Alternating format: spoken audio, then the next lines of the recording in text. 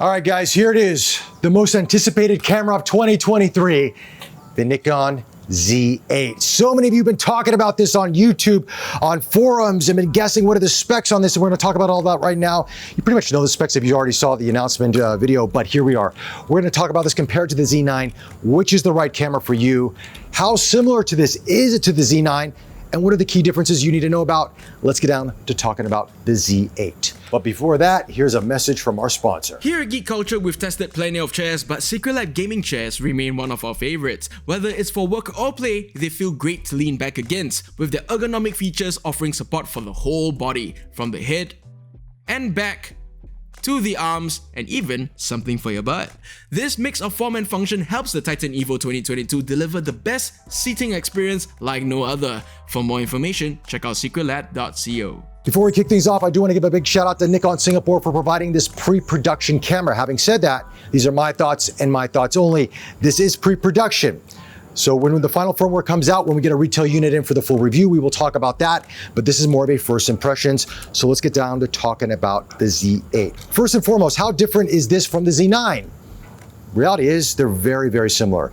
What Nikon has done with the Z8 is pretty much given you a Z9 in a body that is 30% smaller and significantly lighter. The Z9 is 1,340 grams. This is 990 grams. This is made of magnesium alloy and carbon fiber. You really do feel the lightness of this camera. It feels really, really good in the hand. Now, it is larger than the Z6 and Z7, Z7 II respectively, but it still is significantly smaller than the Z9, which a lot of you were complaining about because you love the Z9 performance. The video functionality, 8.3K, NRAW, 12-bit, ProRes, 4K 60, 4K 120. You love that camera, but it was bigger, even for photographers out there.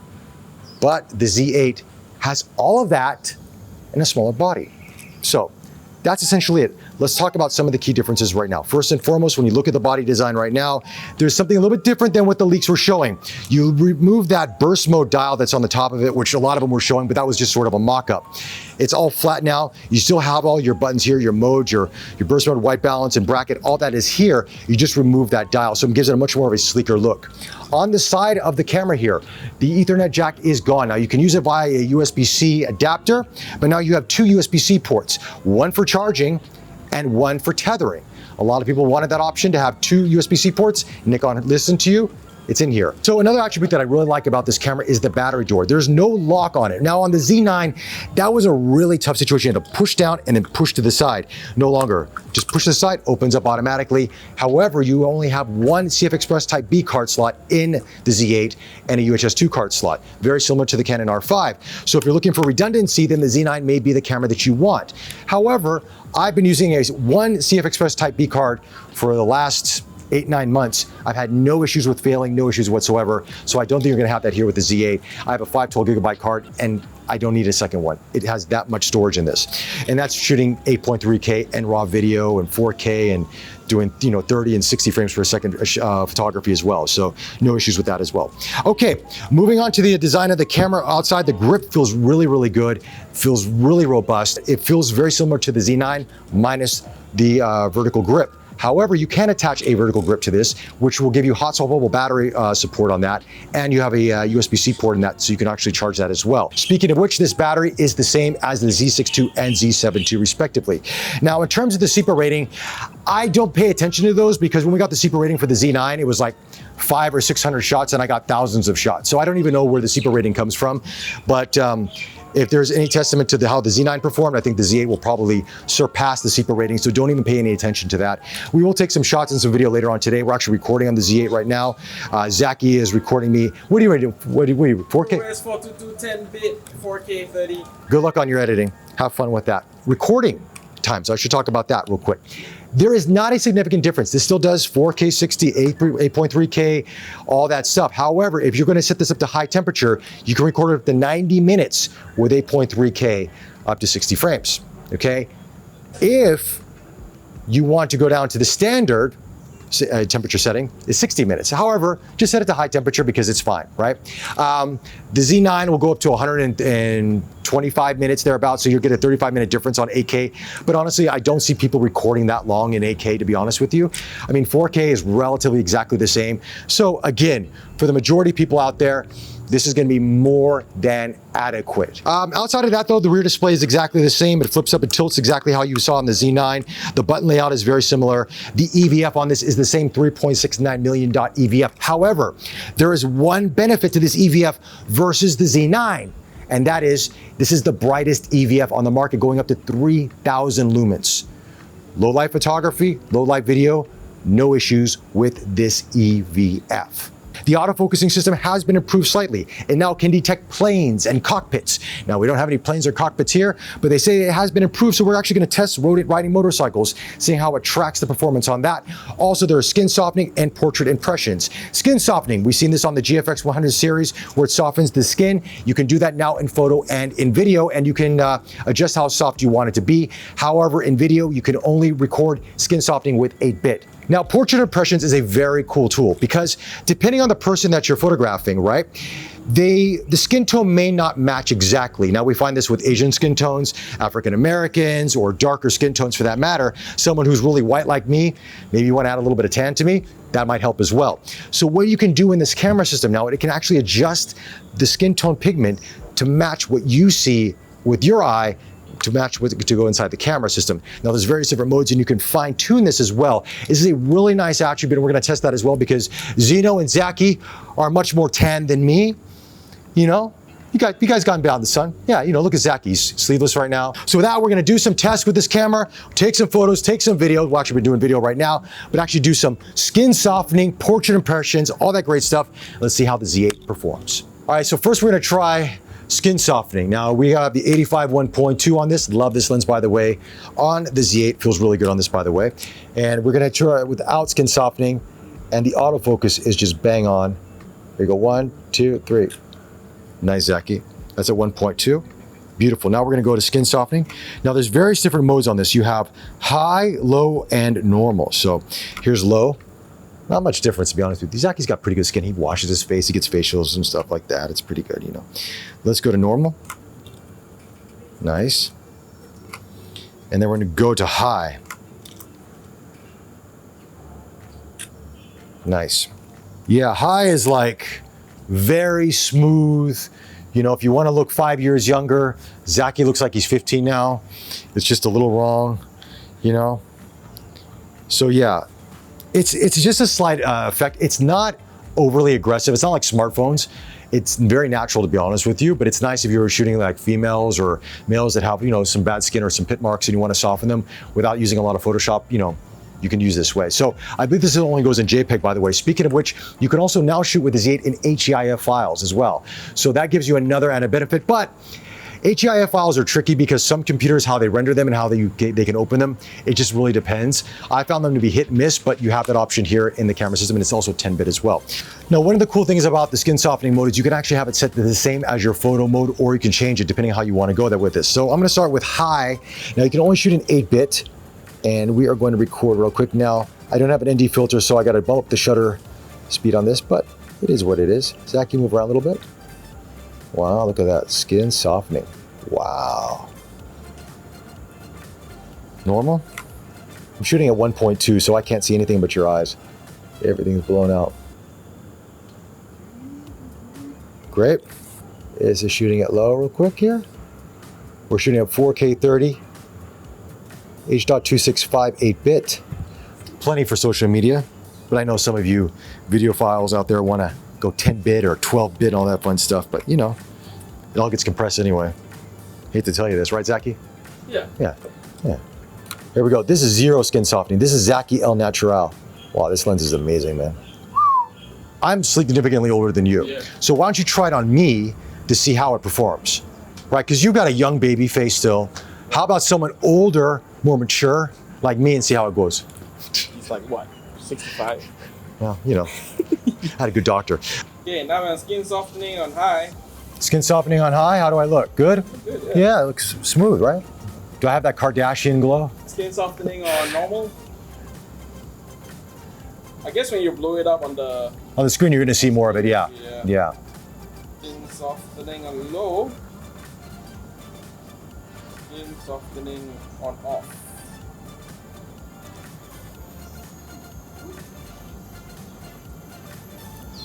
Oh, okay. Now let's try the portrait impressions. This is with different skin tones to see how this adjusts on this, and also you can fine tune it. And what I'm gonna do is I'm pull out the Atomos Ninja 5 so you can actually see how this works. All right, so now we're gonna move to portrait impressions on this, and I am going to be recording the menu so you can actually see what I'm doing here. We've got 3 modes. So we're gonna go to mode, we're gonna go to off first, take a look at how this looks.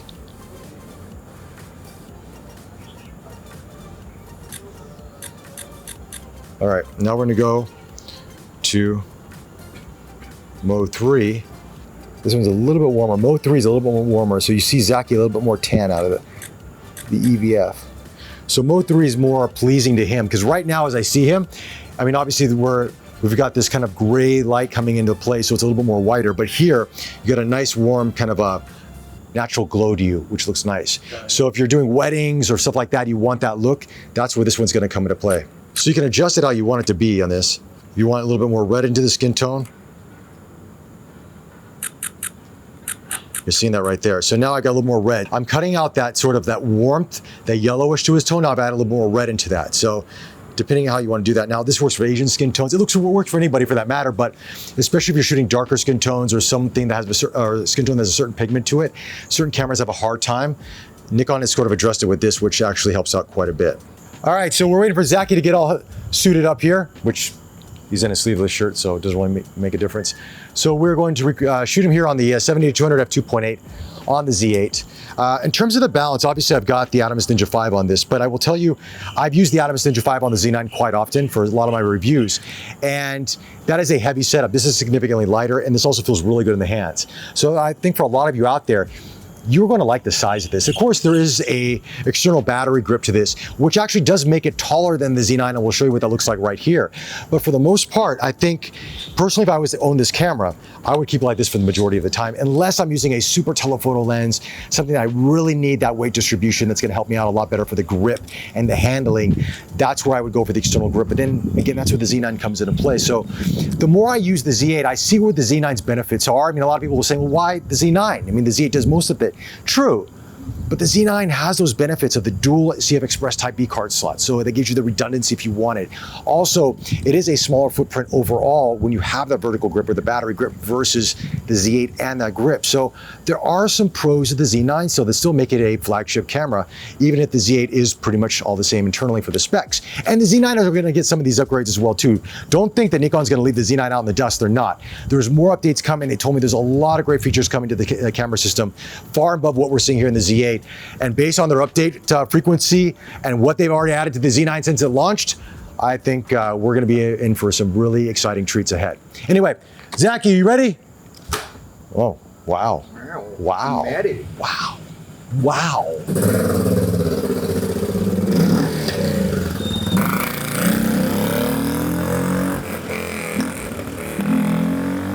It kind of farts. You gotta... Hey, Eva, hey, Tom Cruise, slow down a little bit. I gotta set up the camera first, okay?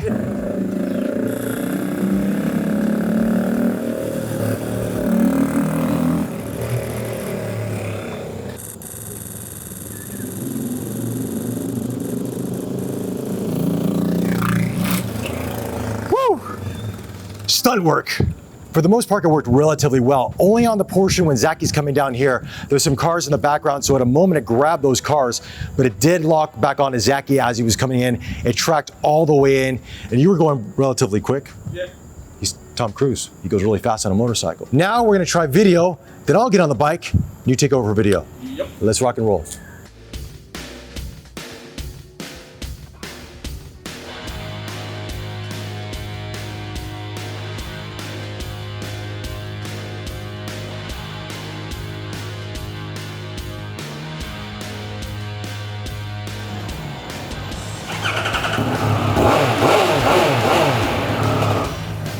Oh, and it tracks the motorcycle real nice. Look at that. That is sweet. Tracking it very nicely.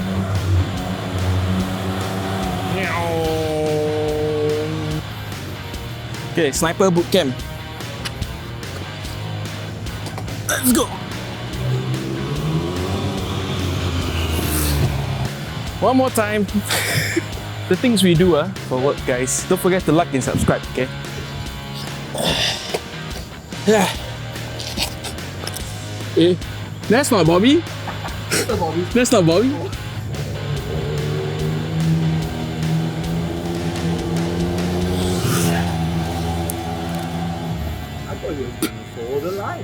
So for the most part, I kept the autofocus on wide with the vehicle detection, and it's really working flawlessly. Oh, I'm not working flawlessly in this heat, man. Can't go as fast as you because my bike wants to go. It's like 2. Well, you sound a little faster. I was like, It's not. Don't blame the bike. I go faster. Now, in terms of accessories for the Z8, we have the MBN12, which is a vertical battery grip, which is also hot swappable. Case in point, you can charge it via USB-C if you want to do that, or if you want to open up the battery compartment, you press the yellow tab, a single battery will come out. You can swap this as the other battery is powering up the camera, or if you just want to take the entire tray out, you can do so. You have the entire tray right here. So, and we also have the vertical grips controls right here if you want that as well. So you are fully ready to go. Nikon has done a great job with this. Now, in terms of size, it does make it taller than the Z9. Weight feels roughly about the same. Here's the Z9 in terms of comparison. We'll show you what it looks like. So this is the Z9 and this is the Z8 with the MBN12. So you can actually see the difference right there. So if you are someone that does need a vertical grip most of the time, then obviously the Z9 may be the camera to go for. But if you're someone that doesn't use a vertical grip, but only needs it once in a while, depending on if you're using, let's say, super telephoto lenses, or if you need extra battery power, then this is a great option. And I think for videographers out there, you're going to really enjoy this. But if you're gonna put this on a gimbal, I would say remove the MBN12 and just use the camera as is. Next, in terms of accessories, yes, SmallRig has already made a cage for the Z8 right here. Nikon and SmallRig have had a really good partnership over the past number of years, especially with their smaller cameras, and they have brought out the cage. So when you get the Z8, which I'm sure a lot of you are going to do, and you want a cage for this, it'll be probably available for pre-order or order as soon as the Z8 is announced. So there you have it, looks good, and yeah, definitely a must-have. I use the SmallRig cage for the Z9. It's a little bit large for that, but I think for the Z8, it will work beautifully. Yeah, by the way, Zeno likes the fact that there's an Allen key. He didn't realize that in SmallRig devices, there's actually keys, like there's a key down here to tighten it up, and there's a key here in the grip. Zeno, you learned something new today, huh? Yeah. You did. So final thoughts on the Z8. It's the camera everybody's been wanting. I know a lot of people have been asking for a 60 megapixel sensor, and perhaps we will see that in the future. There is no Z8X. I don't know where that rumor came from. I think people were thinking that Nikon was Panasonic, but no, there is one Z8 to the market. It is a 45 megapixel sensor, the same as the Z9 and the same performance for the most part. Obviously minus some of the recording limits in terms of timing based on battery power, but this is essentially the camera that a lot of people out there have been wanting, and I think a lot of you are going to really enjoy. And in terms of price point, we don't have an exact price point here in Singapore as of the time of this recording. It is recording in advance. We will let you know in the comment section below. But I'm a fan. I've been using the Z9 for the past year, as I mentioned. It's one of my favorite full frame cameras of 2022. And I think the Z8 is going to be probably right up there for 2023. This is a phenomenal system. And there's really no faults, to be honest with you. I mean, it is what it is, guys. This is the camera everybody's been waiting for. And I think they're gonna sell out, and there's probably gonna be a back order. Hopefully there's not, but if there is, wait patiently. You're going to enjoy it when it gets in your hands. Anyway, those are my thoughts on the Nikon Z8. Let me know your thoughts in the comment section below. If you like this review, check out more of our camera videos right here.